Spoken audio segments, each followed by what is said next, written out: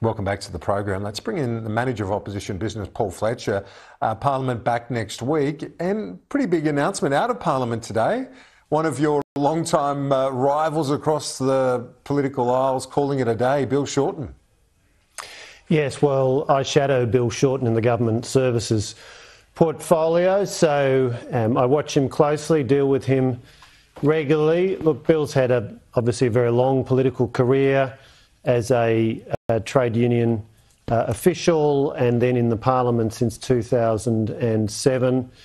Whatever else might be said about him, he's been a very vigorous and hard-working servant of his party. And look, I join with others in wishing him and Chloe the very best for, this next phase of their life. Yeah, and he served as opposition leader across 2 elections, went close on one occasion, fell well short against Scott Morrison on the other. And it's one of those stories in politics, isn't it, that it's not all glory and triumph, is it? Watching now his long-time rival internally farewelling him in the Prime Minister's courtyard today in Anthony Albanese. Well, look, I think we all know what we're in for when we get into politics. Bill has given many years of service. Obviously, there are many things I would not agree with him on, but I certainly want to credit his energy levels and his commitment. And there's no doubt that if you want to make a contribution in politics, you need to be ready to work hard and accept the ups and downs. There are no political careers that only have ups. There's plenty of downs in this game. Well, we saw Mr Howard a little while ago, and he had a lot of great moments, but of course lost 2007, lost his own seat. So a good reminder of how that can end up. Paul Fletcher, let's talk about the GDP number this week. Only in positive territory because of government spending. The Treasurer maintains this shows they've got the balance right to not try and smash the economy at a time of high inflation. Well, the fundamental problem that we've got is that the two arms of economic policy are going in totally opposite directions. Monetary policy, which the Reserve Bank has responsibility for, is focused on trying to slow the economy and therefore bring down inflation, because we know inflation is very sticky, very persistent. 3.8% core inflation on the most recent numbers, well above the RBA's target range of 2 to 3%. We've got higher inflation in the US, the UK, the Euro area, Canada, Sweden, many of the countries we would benchmark ourselves against.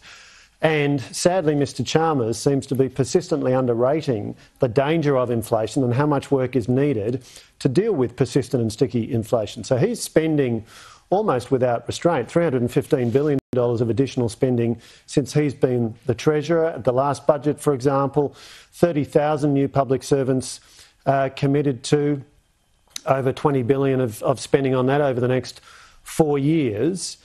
What needs to happen is we need to see the two arms of economic policy running in a coordinated fashion. We need a back-to-basics agenda with a focus on getting spending under control and also getting productivity back on track, because productivity is collapsing under this government. And the problem with that is that it is only through productivity gains that you can sustainably deliver wage increases.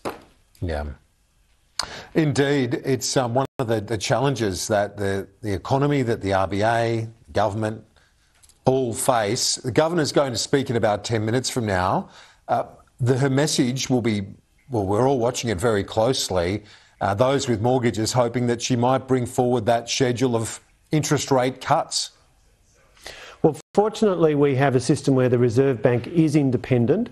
It's got statutory objectives, including, of course, keeping inflation under control, because economic history teaches us that once inflation gets out of control, as we saw in the 1970s, when a Whitlam Labor government lost control of the economy and inflation roared ahead, and it took a very long time to get inflation back under control, and it became a very, very painful process. But inflation damages all of our prosperity, damages every Australian. So it is critical that we have a sustained focus on containing inflation.